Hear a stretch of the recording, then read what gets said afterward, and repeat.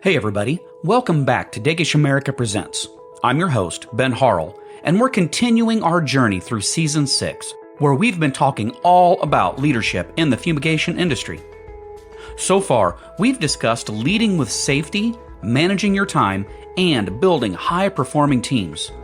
But there's another key part of leadership we haven't tackled yet: mentorship.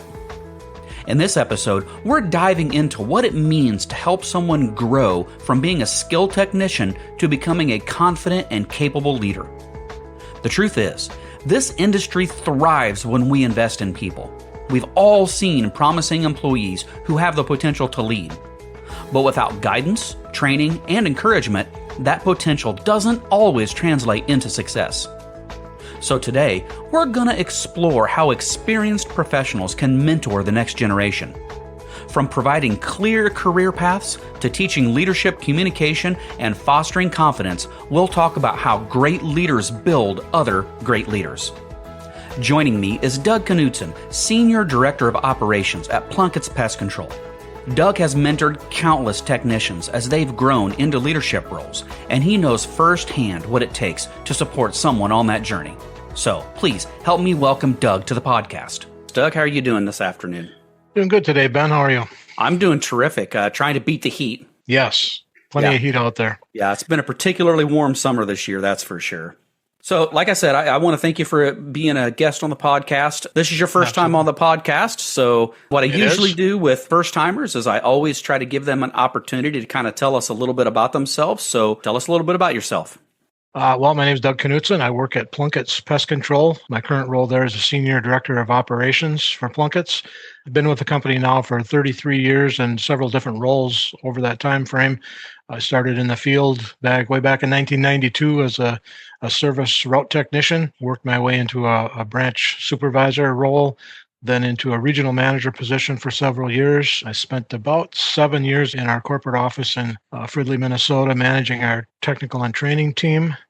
And now, as of last year, I've kind of made the full circle back into operations as a senior director. Man, that's terrific. So I'm definitely talking to the right person then when it comes to mentoring leaders, because it sounds like, much like myself, you kind of started at that bottom rung of the ladder and worked your way up into a leadership position. So who better to talk to than people who have actually done that? So that's good.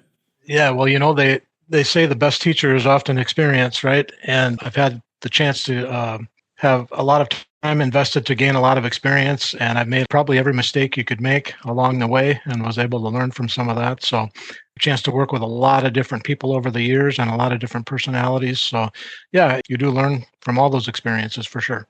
Yeah, and learning from mistakes is pretty common. I think it's something that we all do. So as I said earlier in the podcast, today we're going to be talking about, kind of mentoring people into leadership or management roles. And so I just kind of wanted to pick your brain today on that topic. And I'll just start right out of the gate. What kind of signs do you look for? Like if you're looking at a technician that's been working for you for, however many months or years, when you look at that technician, what do you look for in them that suggests that they're ready or maybe almost ready for that next step up the ladder? Yeah, that's a really good question, and it's a difficult one to answer, but my answer probably would be maybe less than what you might expect. I think what I tend to look for is character traits rather than skill sets, if that makes sense. Yeah. You're looking for somebody with high integrity, people that are honest and hardworking, and I think committed to the craft, right? We train a lot of new people over the course of a year, and some people are looking for a job and they want a paycheck, and that's all well and good because you need people like that as part of your organization as well. But I think the leaders really need to be committed to the task, right? Committed to the organization, committed to the industry. They really understand what they're doing and why they're doing it. And then I think the other piece to that is that willingness to grow and develop themselves. And I think people that are successful with that also have a fair amount of humility, meaning they don't think they know it all. They're willing to learn. They're willing to ask questions of others that might know more than they do. And so I think for me, those are some of the key character traits that I look for, I guess. Yeah, you really just keyed right in on it. A lot of what we do, the technical aspects of what we do in our day-to-day operations, in my opinion, I think a lot of that stuff can be taught to just about anybody. I mean, it's technical, but there's a lot of instructions, there's a lot of directions that are involved with it, and you can teach a lot of people how to do that. But when you start talking about leadership and management, looking for those particular character traits, like what you mentioned, people who are passionate, people who are open-minded, people who are willing to learn. And again, like you said earlier, learning from the mistakes, admitting the mistakes, learning from the mistakes. And those are the kinds of individuals I think that make the best type of leaders or managers. And I also think that, leadership is a bit of a misnomer, because I think oftentimes you think about leadership and management level leadership, but in all reality, I mean, you can lead from anywhere in your organization and at any level of your organization. And people that recognize that, I think, have a big advantage over others in that regard, simply because they understand that, you don't have to have the title to be a leader in anything that you do. Boy, you really hit on something there, and I'm glad you said it the way that you did, because I mean, you're correct. You don't have to have the title to be a leader. I mean, there's so many times, not just in our industry, but just in day-to-day life, where you see people step up into a role of responsibility or leadership, and that organization just kind of happens naturally. So being able to pinpoint and see the people that have that natural talent and that natural ability is one thing, but then also seeing people who want to learn that talent and that ability also kind of plays a part as well. Because even if somebody's not necessarily naturally a leader, in my opinion, they can oftentimes, if they have the desire, can learn those leadership traits. So I think you have natural leaders, and then you also have people who can be taught leadership traits and management traits, but they have to be open and willing to do that. And you have to have that humility. I think you were kind of, you alluded to that earlier. You have to have some of that humility in order to do that too. And I also think that it's really important to remember, as leaders and as managers, yes, you're leading the people, you're managing the people, but in my opinion, I think the most important task that we have as managers is supporting the people that report to you rather than the other way around. And I think sometimes people kind of get that a little bit confused. Yeah, and I think that's possibly the biggest mistake new leaders, when you're promoted into that new role. That's probably one of the bigger mistakes that individuals make. I know I did when I took my first leadership role, and I experienced that with several others as I was guiding them and promoting them into a leadership role. And it is that there's this perception that now that you are the leader, whether it's a supervisor or a manager or anything else, you are to know everything and do everything and be responsible for everything. And it's simply not the case. And what I find is the people that really focus on that get exhausted really fast.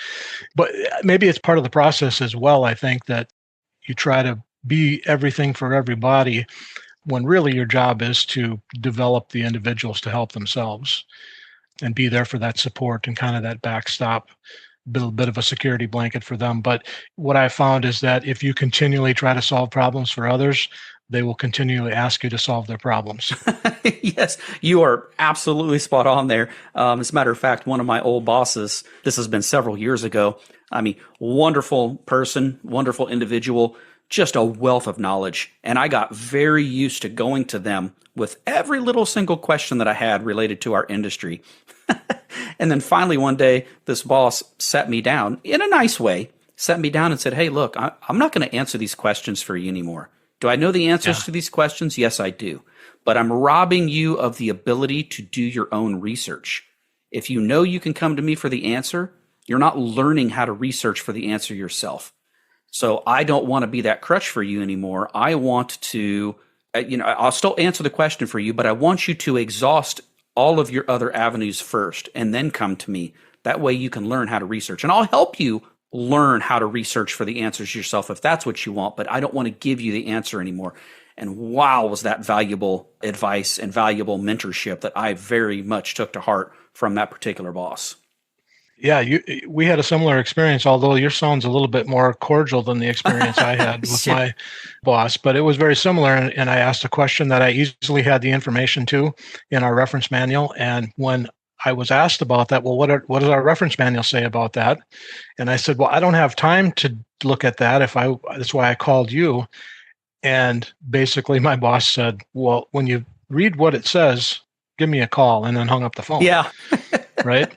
Had he not done that, I might have still been calling Yeah, for exactly. questions. So, I was very thankful that I learned that lesson because it helped me develop my own ability to do research. And then I also have had the opportunity to be on the other end of that and kind of use that tactic for people that I've Yeah. been helping to mentor as well. So, again, I think we learn and we adopt the traits that we're taught from the mentors that helped us, and we kind of pass them down. So it's kind of a pay it forward situation when it comes to mentorship. Yeah, it is interesting too when you talk about being a mentor. I think everybody, if we sat and think about it, you can recognize a mentor from somewhere, whether it be your parents potentially, or maybe you're one of your first mentors. But then you think about your school days and maybe possibly a teacher or a sports coach or somebody that took an interest in you and kind of mentored you along the way. And sometimes we take those people for granted, but we were learning things all the while. And then at some point, when you progress through your career and you get to a point where you suddenly realize it happens kind of without realizing it happening, but you look around and now you are the mentor in the room for somebody else, right? And that's a big turning point, I think, for individuals when it comes to leadership, is recognizing that. I heard a quote from somebody, I can't remember where it was, but they were talking about giving advice to their younger self in our industry. And what they said was find a mentor and then become a mentor. And had they done that earlier, they felt they would have had a lot more success and an easier path. Yeah, and it's so interesting how natural and unconscious it is when you have the opportunity to kind of maybe pass down some really key knowledge that you've learned, being able to pass that down to others. I mean, nobody wakes up in the morning and thinks to themselves, hey, what can I do to be a good mentor today? Or at least I don't. I don't wake up in the morning and think that. Now, I do find myself wake up in the morning a lot and thinking, what can I do to help somebody? But I don't frame it in that mentorship kind of mindset, even though at the end of the day, when you're reflecting back, maybe you can look at it and be like, well, that was kind of mentorship. So I did want to ask you, talking about mentorship, obviously mentorship is extraordinarily important for our industry, and not just for our industry, for all industries. And I know that learning on the job is part of it. Sometimes you have to let people kind of learn on their own and figure things out on their own. Heck, we're just talking about that. But I also think that having some formal mentorship approach is also important. Maybe not calling it mentorship, but some kind of formal approach to teaching people how to become leaders, I think, is really important as well. So how important is it for you to have that formal approach to cultivating and turning people from just technicians, say, into managers or leaders? I think it can be vitally important. Unfortunately, I think that there's not a lot of good resources out there to take advantage of. And I can't speak for others in our industry, but I think oftentimes, you are recognized, for example, as being a good route technician or a good employee and having strong skills of doing independent work, and then recognized as someone that potentially would be the next level type of position. And oftentimes you end up with a name change or a title change, but no instruction manual to come with it. And that makes it difficult. And so is it important? Yes. But at the same time, it's tough to teach soft skills like that. You're dealing with people and personalities, and it's just so varied in how people react to different things and how to interact with individuals. I think experience is the best teacher in that regard. But at the same time, I think understanding what the role is as important as anything. We touched on it a minute ago in terms of, you start off with trying to be everything to everybody and having all the answers and having to be responsible for all the decisions that were made. And the biggest thing you can do is to help people help themselves. But then you throw in all of the different personalities that you may deal with, especially in pest control, work very independently a lot of the time, right? So the only one you have to be accountable to most parts of the day is yourself. And one of the things that I noticed immediately was that not everybody did things the same way that I did them. And, it probably sounds a little arrogant, but I just was so surprised at that not everybody was doing the things that I was doing. And so I had a pretty rough go of it in the beginning, simply because I was trying to project my ways of doing things onto others as the only way that it could be done. And that created a little bit of personality conflict at that time, if you will. And realizing that there are other ways to do the exact same thing and sometimes even get better results. That's where that humility piece, I think, comes in. But it took a little bit of time to learn personalities. And that's the one thing that I really focused in on when you talk about training is the importance of learning individuals' personalities, what makes them tick, what drives them, what motivates them, how do they react to, whether it be discipline or praise or whatever it might be. And to me, that's one of the bigger, probably unspoken aspects of leadership. We focus a lot on the technical side of things and being an expert in the field, and that's important. But knowing your people and seeking out resources to better your skills or knowledge in that arena, I think is as important as anything. But yeah, you're spot on, Doug. And I think that not all of us can really have like a formal mentorship or leadership approach. I think that it's really difficult talking about those soft skills to be able to like put them down on a piece of paper and say, this is how I'm going to train or mentor everybody. And it's always going to be the same. It's going to be the exact same approach. It's going to be the exact same tools that I use. It's really difficult to do because, like you said, we are working with such a wide variety of personality types. So everybody needs to be mentored and taught and trained kind of in a little bit of different way. Some people, they need a lot more support. Some people, it's better to leave them on their own a little bit more with them knowing that you're there if they need you, but let them kind of be on their own a little bit. So all of these different personality types take a different approach. So to sit down and like have a formal approach to that, in my opinion, I think it's really tough. At least one that is like by the book and is static and can't change. I agree. And I think it goes back to that idea of finding a mentor yourself. Find somebody that you trust, that you respect, and pay attention to what they do. Pay attention to how they approach things. And, not everything they do is going to maybe have the greatest results, but pay attention to that as well, right? Take away the good things that they present and don't duplicate or replicate the things that have negative impacts. I think that's probably the biggest teacher of all and where you'll gain the most traction and gain the most ground in your development. And that's great advice because, of course, nobody's perfect. So people that you look up to, they're going to make mistakes just like you'll make mistakes. And maybe people, if you're lucky, that look up to you will see maybe you make mistakes. So watch how your mentors or the people that you look up to, watch how they react to the mistakes that they make. And that is such a great learning opportunity because most of the time you'll see them react in a way that is very positive, especially if they're a good mentor. You're going to see them react to their own mistakes in a positive way, whether they learn from them, whether they adapt to them, whatever the case is. And then also, I think it's good to watch them be able to react to other people's mistakes, not just yours, but other people's mistakes. How do they train other people as well? Or how do they offer advice or leadership to other people as well? So there's so many different ways that you can garner knowledge from those people that you look up to. Absolutely. Yeah. So what are some of the biggest hurdles? I mean, I'm sure you've trained a whole bunch of technicians or people at that beginning stage of their career in the pest control industry. What are some of the biggest hurdles that you've faced when you're trying to help these people transition from a technician into some type of a management or leadership role? We call it the transformation from being a super doer to a supervisor. I like that. I like that. Some people really struggle with that whole transformation. I mentioned it a bit earlier, trying to do everything for everybody and feeling that you're responsible for everything when you simply can't. And you're lucky if you just burn out and get tired of doing it and realize that it can't go on that way anymore. Some people just grind themselves into the ground. And what I find is that they become disenchanted with the job because they're trying to do too much. So the biggest hurdle, I think, is just that transformation, accepting the idea or understanding that you can't be the super doer, and there's a difference between that and a supervisor. And I think what we just touched on as well is not taking the time to get to know the individuals that they're supervising. Understanding what makes people go is as important as anything. And you never, no two people are the same. You always want to treat people fair, but you rarely treat them the same. Yeah.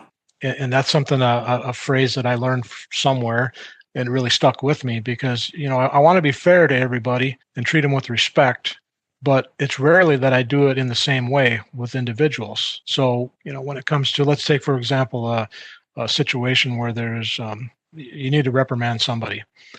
Sometimes just a statement of, hey, your work really wasn't that good today, is enough for them to just be completely crushed and want to improve upon what they're doing.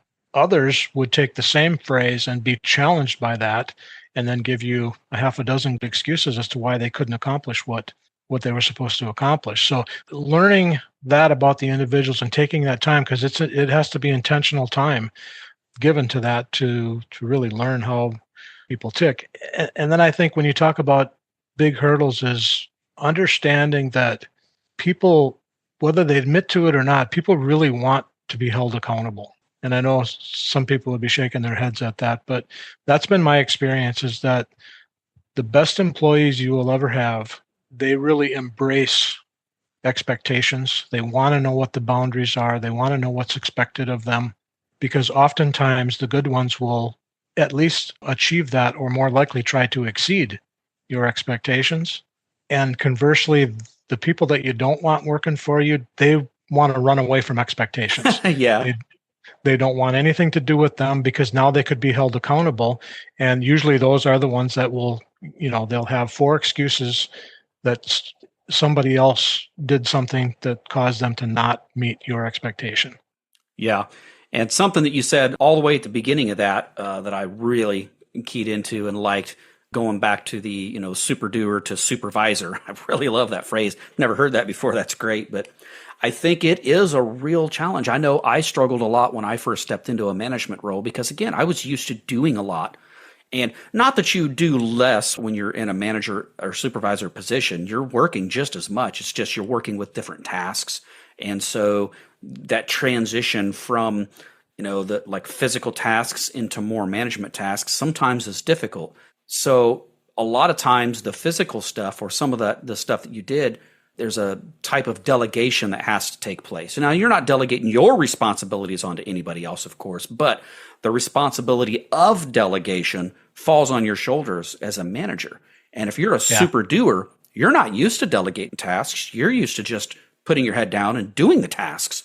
And so that's exactly right. Learning how to delegate, well, that's a whole completely separate type of challenge that you have to face when you're stepping into a management role that not everybody is really used to. And so I'd say that's probably one of the biggest challenges I've seen people face when they step into a management role when they're really, key players, is instead of asking or delegating for people to do something that's supposed to be their job, they'll just do it because to them it feels like it's easier or they can get it done faster or it'd be less time consuming if they did it. When the problem that you run into sometimes with that is if you're doing all of it, like you alluded to earlier, you get burned out because now you're doing your job and you're doing their job.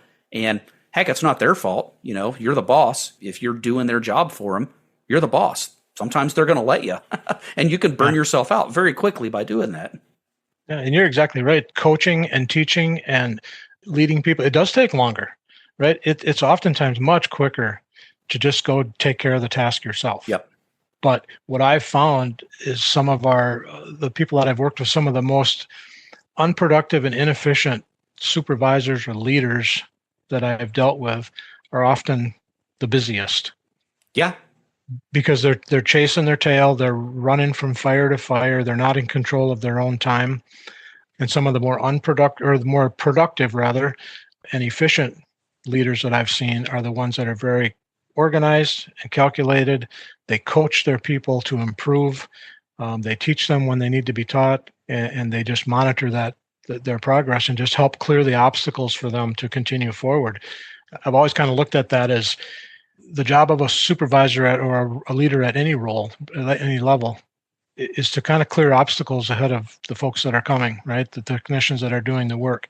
So when you talked earlier about what can people do or to focus on or to help educate themselves, is to understand that your job is to make their job go smooth. And so when you can anticipate all the struggles that you had as a technician or the seasonality things that are coming, and you can get out ahead of that to help clear that path for your technicians. So by the time they get to that spot in the path, they can just keep right on moving forward. That's a big win. And you gain a lot of trust and a lot of respect from your people that report to you by operating that way.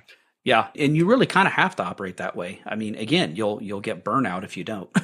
I mean, you'll end up chasing your tail, like you said. You end up with more responsibility than you can handle, and it's a recipe for failure. And nobody wants a manager or a leader to fail.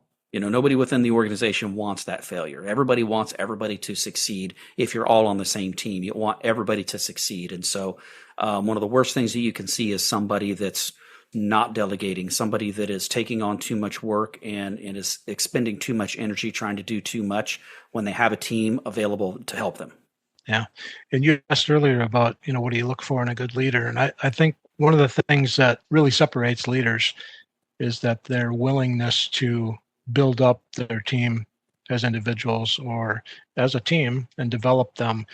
In other words, see them succeed and let them take the credit for the things that are being done rather than wanting that credit or that spotlight on yourself, right? Anytime you give that away to your team, because they're the ones that are really doing the work, right? Yeah. I think you gain a ton of respect from those individuals by doing that. Yeah. Nobody wants to work hard for somebody that takes all the credit. That's for sure. Yeah. Yep. Yeah, I agree We've with all you. been there, I bet. Oh yeah. I bet I agree with you 100% on that. So, we're talking a lot about mentorship, leadership, how to train people, and all of that takes communication skills, obviously.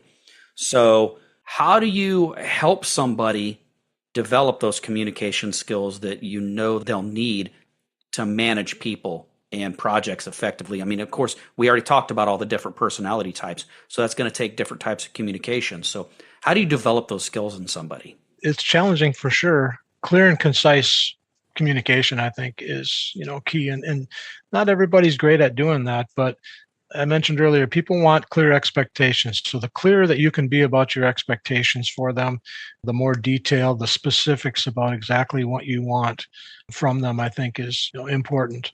But also getting them to buy in or agree to those expectations, right? Making them part of the process. It's the difference between barking out orders and forcing somebody to do something versus having a discussion and setting a common goal and then moving forward together.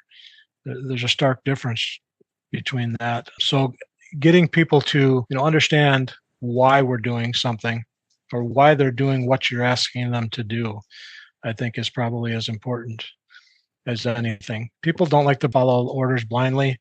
And if they do, they often don't do it to the level that you'd like them to because they really don't know why they're doing it and why it's important to do a really good job of it. Yeah, see, that's key. Yeah, you absolutely keyed down on such an important point there is not just clear and concise communication, but answering that why question. Here's what we're doing and here's why we're doing it. That is so important. People love to know why they're doing what they're doing. Nobody wants to follow blindly. Everybody wants or expects some type of explanation as to what they're doing and why they're doing it. And so if you have that communication with them, I think that's key. And I mean, really, it was kind of unfair for me to ask you that question because we've already been talking about the communication skills that you have to develop throughout this entire conversation because really communication is where it starts. You can't listen to a mentor or a leader that you admire without communication. You can't then take that information that they've given you and pass it down to the next person if you can't communicate it properly. So having those different communication skills, I mean, really, you have to have those first. That's the first thing that you have to have. If you can't listen properly, and that's the other thing I think a lot of people don't remember either, is communication's two-way. When we talk about communication, we're not talking about just you being able to tell people things. We're also talking about, as a manager, you being able to listen to things being told to you also. So that communication, your ears are just as important as your mouth. Actually, your ears oftentimes, in my opinion, are more important than your mouth when you're trying to communicate with people. I think what you touched on, Ben, was the difference between teaching and coaching. And we try to focus on that with especially our field supervisors and leaders a lot, in that there's a subtle difference between the two. But when you teach somebody that should really be coached, you don't get great results. And knowing the difference between the two of those things is really quite important in people's development. Yeah, and you're right, because it takes a different skill set. And oftentimes, like I was saying, you have to be able to ask the right questions of that person, whatever difficulty that they're facing. You have to be able to ask the right questions, and you have to be able to listen to what they're saying to be able to determine is this a coaching moment or is this a teaching moment? Because Right. sometimes it's different. Depends. Well, and I think even understanding and recognizing when people are willing to be coached, right, is just as important as anything. So, in the heat of a moment, you've got something negative has happened, and the anxiety's high, and maybe tempers are high, and whatever critical situation. Probably not the time to be coaching people. It's time to get things done, right? Yeah. Solve the problem, move on to the next thing. But when the dust settles, then it's maybe time to come back and revisit that. But understanding, they may not be in the mood to hear you coach them now because they're completely frustrated with what's going on. And if you try to do that at that time, you don't get great results either. But 24 hours later, you might get a completely different response from that person. Yeah. And I'm so glad you brought that up because timing is critical when it comes to this entire process. Cultivating people, managing people, mentoring people, being mentored, all of that depends on a person's frame of mind. And hey, sometimes we all wake up on the wrong side of the bed. Sometimes serious things do happen on the job site. Anxieties run high, tempers flare, things like that happen. And you're absolutely correct. Those are not opportune times to try to coach somebody or mentor somebody because they're not going to be in an accepting frame of mind. And you also have to recognize that in yourself as well. Hey, I'm not in the right mindset here. Maybe I need to take 10 minutes, walk over there, cool off, get myself in a much more open frame of mind, and then come back into the situation in a better mindset or a more open mindset that's going to make it easier to be able to hear what somebody's trying to tell you. Absolutely. Yeah. So I only have one question left for you, and I always ask a version of this question depending on what we're talking about from season to season. But what advice would you give to like a current manager or a current leader, somebody who wants to become a better mentor? What's some of the key advice that you would give that person if they asked you? Good question. I think some of the things I would advise is probably go back to that earlier statement is to find a mentor. Find somebody that you hold in pretty high regard and try to emulate them and interact with them, ask them questions, but then also at the same time, look for opportunities to be a mentor. And I'll go back to when you talk about training earlier, I was probably in training to be some type of a leader, but without even realizing it, right, for a long time. So I go way back to when you have children. If you're lucky enough to have children, you become an instant leader, right? Yeah. Of these young individuals. But as they grew, I had the fortunate opportunity to be involved with some of their sports teams and be a coach, and that was an eye-opening experience for me because not only did I get to deal with young adults or young children, teenagers, but I also got to deal with the parents of those teenagers. Which is oftentimes just as challenging Yeah. as some of the kids you were trying to coach. But, not knowing those were all experiences that kind of led me to better interact with individuals. And there was some really positive experiences. There was some really negative experiences, as you might imagine. But those were all things that helped me along the path. So I guess my advice would be to, look for opportunities outside of work to learn some of these soft skills. Get involved in organizations and be part of something outside of work with different personalities of people and try to engage with that group to learn how to deal with all the different personality types that are out there. And then on the career side of it, take advantage of all the learning opportunities that are available to you. I always tell our new technicians as they go through our initial training program, you don't have to be an entomologist to be a great pest control operator or a fumigator, but it sure helps if you are. Yeah. But you don't have to be, right? But you have to do some of the key things really well, right? You have to come to work every day and you have to show up on time and you have to act like you want to be there and you have to treat people well. But there's also things that you can learn outside of your experience in a day-to-day job. So take advantage of those opportunities along with some of your, just a realization of how some of your real life experiences, whether it be with family or friends or other organizations, actually do relate to being a leader in your chosen career path. Combine those two things together, and I think you have a good foundation for moving forward in a leadership role. I'm really glad that you mentioned trying to bring in some of those soft skills from other avenues or other aspects of your life, because you're absolutely right. I myself have raised two children, and you're right. You're immediately a leader when you're raising children. But one thing that I did notice is your leadership tactics, so to speak, As your child gets older, as your children get older, your leadership, your style of leadership has to change as they progress. So me being a parent to my child when they were 17, 18 years old was wildly different than it was when they were 2, 3, 4 years old. So, and think about why that was, though, Ben. It was because at that young age, at that very young age, they were very dependent on you because, well, they couldn't do a lot of things for themselves. They didn't know any better. They didn't have the skills. So they were relying on dad to help them, right? yeah. And as they gain experience and as they gain education and they get older and more mature, they think they need dad less than they did, right? Yeah, but yeah. at the same time, you allow them to kind of experience some of the stuff on their own and make their own mistakes. And then hopefully when they do make a mistake, you get a chance to talk about it and kind of, revisit what went good, what went wrong, which might you have done differently. And it's really no different than working with people in the workplace when you become that leader, is just helping them develop and progress through those stages of their career. The people that recognize that and take advantage of that and learn from that are the folks that are successful leaders, in my opinion. Yeah, absolutely agree, 100%. Well, Doug, thanks so much for taking some time out of your busy day to answer some questions for us about mentorship and leadership. I really appreciate it. Absolutely, Ben. Thank you for asking. A special thanks to Doug for joining us. Mentorship is one of the most powerful tools we have to ensure the long-term success of our teams and of the industry as a whole. When we invest in our people, we're not just building better leaders, we're building a stronger future. Next time on Dagish America Presents, we'll be looking at crisis leadership, how strong leadership helps teams navigate emergencies and unexpected situations in the field. And if you have questions or a topic you'd like for us to cover, please email us at podcast@dagishamerica.com or connect with us on our social media outlets. Until next time, I'm Ben Harrell. Thanks for listening and keep leading forward.